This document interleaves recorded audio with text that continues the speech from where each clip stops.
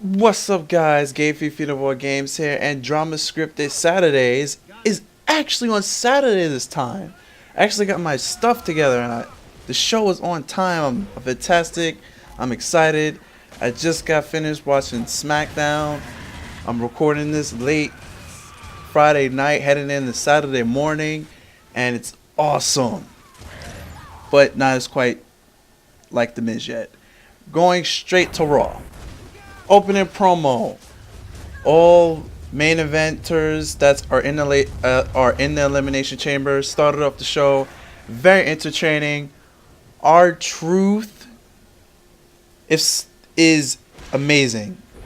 I don't know how he come up with this gimmick of being insane and still being funny as a face, because I already thought that his gimmick was only going to work as a heel, but now he's making it work as a face, and having himself portrayed as the podium, making it seem like he's running for president, and the first things that he would do was hilarious.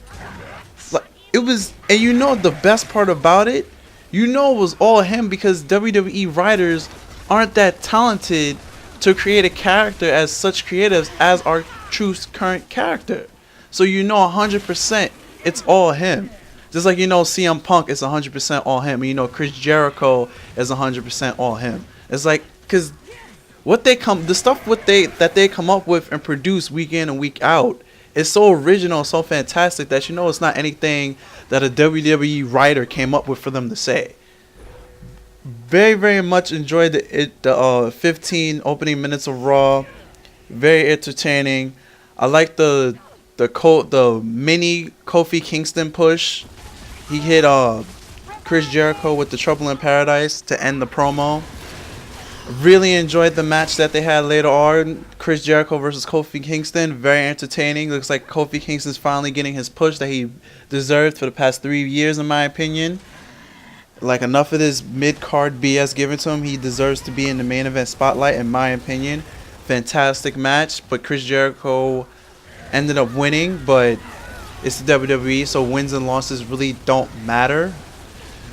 Very entertaining match. Chris Jericho wins by thumbing Kofi Kingston in the eye, and then he hits him with the code breaker.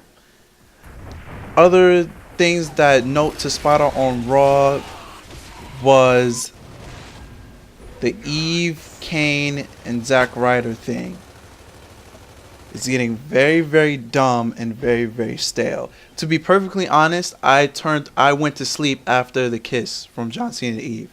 I went to sleep. I was like, I'm done with this. This doesn't make any sense. It's really starting to get dumb. And I went to sleep. And then I woke up the next morning and found somewhere to watch it, and I watched the rest of the show. But that was really dumb. I'm kind of confused. I don't know what they're going with this. It's good for Zack Ryder because, like I said, guaranteed TV time. So when he gets back, well, whenever he gets back, look like WrestleMania, he'll probably just come right after Cena. I don't know. Cena will be an anti-hero. I don't think WWE will ever make him a full-blown heel, because if they made him a full-blown heel, he'll get cheered because people want him to be a heel. Stay him a face, he's gonna get booed.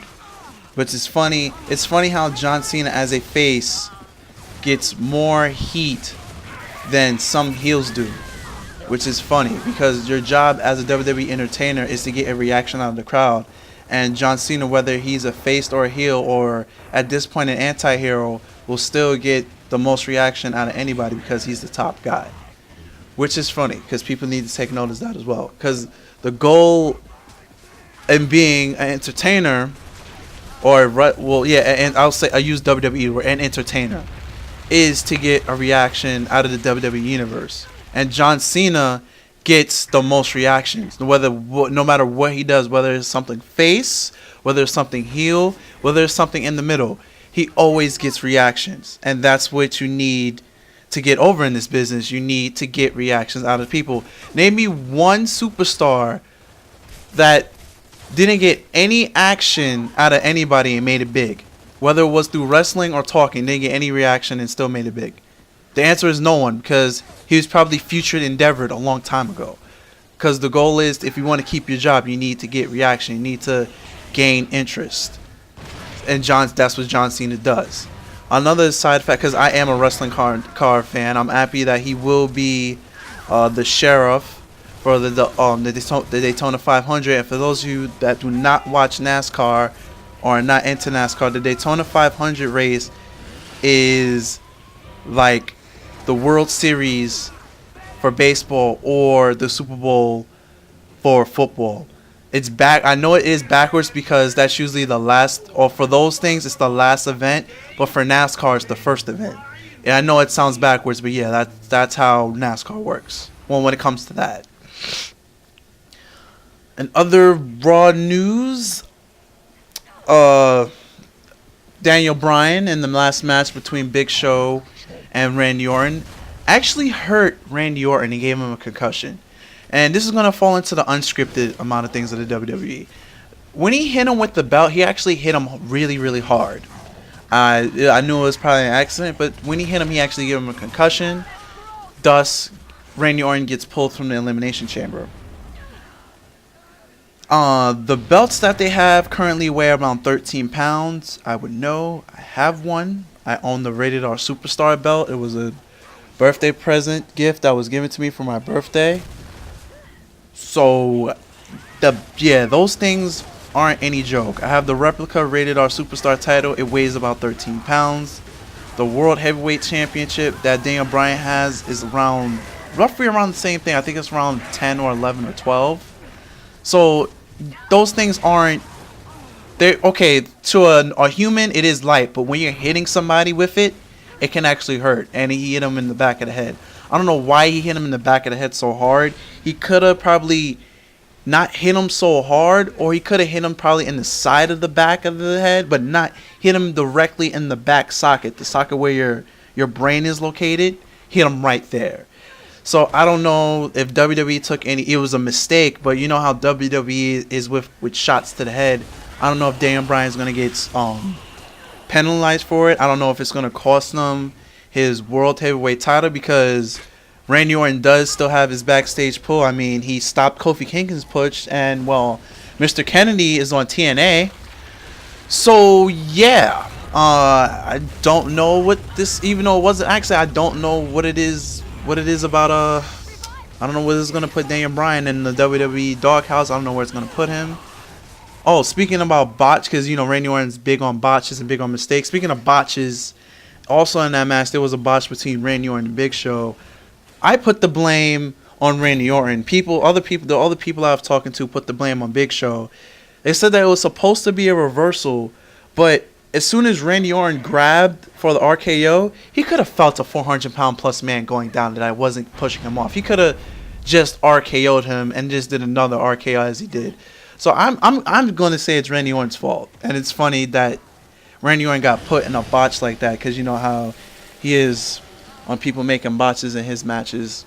But yet when he messes up, he tries to say it's perfect. But, you know, it's Orton for you. Moving on to Impact. Impact was once again watchable. It's like every 3 weeks they get a watchable show. Did not catch Against All Odds, but I did find some results. The main results is that Rude won due to Sting hitting Jeff Hardy in the face by accident. Rude was going to take the title and hit Jeff Hardy with it, but Sting yanked the title from him because Sting was the special enforcer. And then Rude spit in Sting's face. Sting got mad, went to hit him with the belt. Rude ducked, hit Jeff Hardy, and then Sting had to pin him for the 1, 2, 3. On Impact, the most important thing that happened was the first match. It was Jeff Hardy versus Rude in a no DQ match. And Kurt Angle got involved. And we haven't seen Kurt Angle in 3 weeks because TNA is random like that. Because there's not enough. They only have one show and there's not enough time to have all these top names. So they go in and out once a week if they don't have anything for them. So Kurt Angle comes back and it looks like it may start a feud with Jeff Hardy. Give something for Kurt Angle to do. And Robert Roode wins the no DQ match. Then Sting makes a number 1 contenders match with Bubba Ray Dudley and James Storm. James Storm wins that match, and then Bubba Ray got into a thing with Random Jacobs, which was random. TNA should really stop trying to be like WWE when it comes with dealing with celebrities or other athletes. It really looks bad, doesn't look good, and Brandon Jacobs, you suck ass on camera, but not on the football field. Moving on to other Impact news. Very funny segment with Eric Young, as always. He always makes the show for me. A very highlighted show on explaining why he didn't get ODB a Valentine's Day present since their storyline is they're dating. And I actually like the reasons why he gave her. Very funny. I think you guys should YouTube that segment of TNA. It was very funny. And you should also YouTube the song that he sung to ODB. Very funny, very entertaining. But that's all I have on the Impact side of things. Now heading on to SmackDown, which I just finished watching. Was very entertaining. I like the angry giant ogre Big Show. He's turning into more of an anti-heel because he's not an anti-hero, because he's not a heel, but then again now he's not a full-blown face, as he threw a rampage in Theodore Long's office and he punched the holy hell out of the Great Khali, which I find funny. I was dying, and I was also dying and laughing when he punched Mark Henry and destroyed the office. Very funny, very entertaining. Oh, the bottom tier feud of the century shine once again. Another great Honcho and Ted DiBiase feud. Very short and straight to the point, with Honcho winning this time. The 5th straight week in a row when they pull on a great match versus one another. I hope they get a match at Elimination Chamber, but with some stipulation. And it would be really interesting to see how they pull that off in a pay-per-view match where they probably get a guaranteed 15 to 20 minute wrestling match. Because that feud, in my eyes, deserves it. It's very, very entertaining. And due to the fact that Daniel Bryan hit Randy Orton with the back and with the World Heavyweight title on Raw, he got pulled from Elimination Chamber. So Theodore Long did a 30-man Royal Rumble match. It was a over-the-top Rumble match, but it was more likely a Royal Rumble match. But since they were all in the ring at the same time, Santino wanted him winning, and I think that was the biggest pop I've ever heard for Santino in my... He's been around since 2006. I assuming he's been around since... So in the 6 years of me watching this man on WWE television, that was the biggest pop I've ever heard for him. So it would be funny and amazing if he did win the Elimination Chamber. I mean, that's just my view. I think it's a shot in hell that he probably is gonna win, but it'd be funny if he did win. My picks for the Elimination Chamber, because one of my special subs and friends of mine who watches the show every week, shout outs to Ryan. He asked for my picks for the Elimination Chamber, and for Raw, I'm gonna go with Punk. I see Punk retaining the title, but I don't think it's gonna be easy. I think it's gonna come to the last two, which is gonna be Punk and Chris Jericho.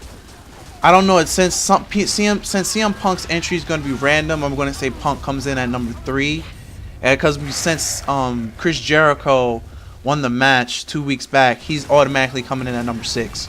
So I think it's gonna come down to Punk and Jericho as the last two, with Punk winning probably by the skin of his straight edge teeth. For SmackDown, I don't know. I can't call this one, because I don't know, since Randy Orton does have that slight pull backstage. I don't know if he's gonna probably get Daniel Bryan in trouble for injuring him and taking him out the main event scene in that match. And yeah, and then messing Randy Orton's storyline up for WrestleMania, because what if they had it that Randy Orton would win and then go to face Sheamus at WrestleMania? Can't have that anymore because he's not in the match. So I don't know what's probably going to wind up happening. We already know and another thing, we don't even know who Sheamus is facing. Sheamus says he's going to make his announcement after the elimination chamber. So we don't even know who Sheamus is facing. That might, even if it was Randy Orton win, that might have something to do with that. Because who knows if WWE really wanted to plan out Orton versus Sheamus. We don't know that yet because plans got scrapped now. So I'm probably gonna say, who's a close number 2 that could probably win this match? I don't think they would have Barrett win. I think it's not his time yet. Oh man, this is very, very hard. Big Show is the second safest bet IC winning that match if they decide to go that route. Like if they decide to put Daniel Bryan in the doghouse for injuring Randy Orton, even though it was by accident. But I don't know. We're just gonna have to wait and see about that one. Yeah, I think it's gonna come. I think the final two in this is gonna come down to Daniel Bryan and Big Show, though. I don't know that the pods are gonna be. The pods are completely random for that match. There's no stipulation to see who gets the last spot for that match. So I'm gonna go. The final two is gonna come down to Daniel Bryan and Big Show, which wouldn't be a surprise to me in that match. But I don't know. It's probably gonna come down to those who being last. Who winning? I don't know. It'd be very, very funny if Santino Marella wound up winning, and it'd be very, very interesting as to how see WWE takes that. And I'm very, very interested to see where they go on that. On the unscripted news, Eon from TNA injured that young superstar who I can't remember off the top of my head on the Against All Odds the first match. He did a moonsault, and the person that got injured on the receiving end, Eon's kneecap hit him directly on top of the head and pushed the guy's neck in, and he was almost paralyzed. Well, he was paralyzed, but he's slowly gaining feeling back below his waist. I'll probably post the vid to that, where the injury actually happened at Against All Odds. He's definitely recovering slowly, and that was very, very dangerous. He could have been paralyzed for like all eternity for the rest of his life, but he's slowly gaining recovery. And that's it for all the unscripted news for that. And I think that's it for this drama scripted Saturday that actually got done on time. I'm going to leave you guys to enjoy the 4 minutes rest of this gameplay. This is Road to Chairman Prescott match 22. And I'm Game Fiend Fan of All Games. And you know what? I'm going to wish you guys best luck on you guys' future endeavors. And I'm out of here, guys. Later. Peace.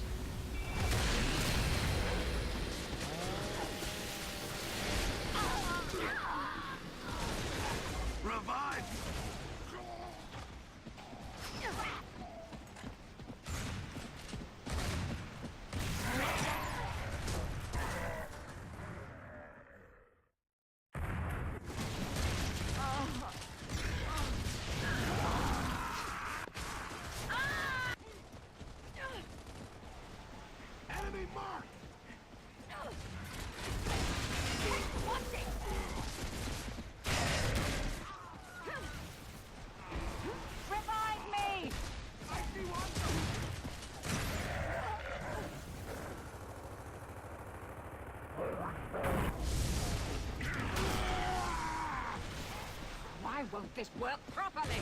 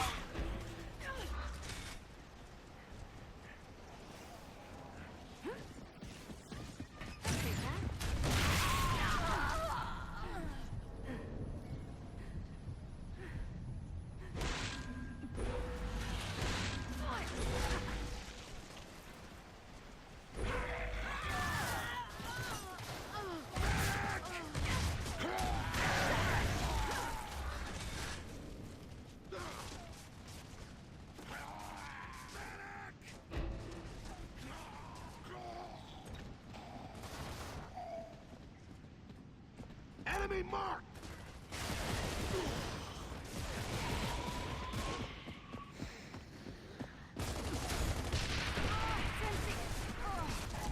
Revive me!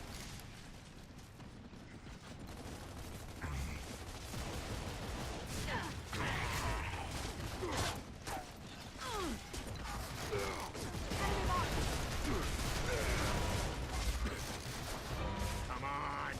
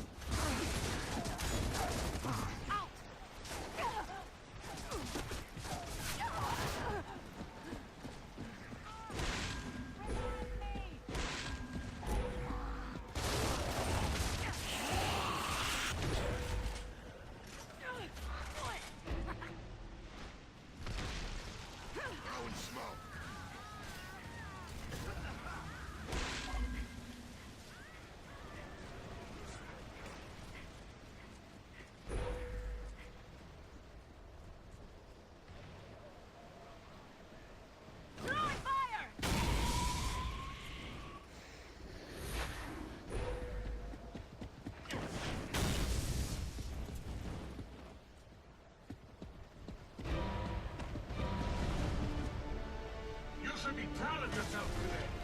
That was magnificent.